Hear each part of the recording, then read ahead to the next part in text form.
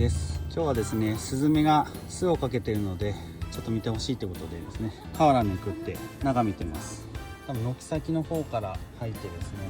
こんな立派な巣を作ります。でこういうスズメがやっぱり入ってほしくないって言えばですね、軒先スズメ返しっていう風で軒先の面倒をつけることもできますし、スズメが入ったとかコウモリが入ったとかですね、いろんな対策できますので、お気軽にご相談ください。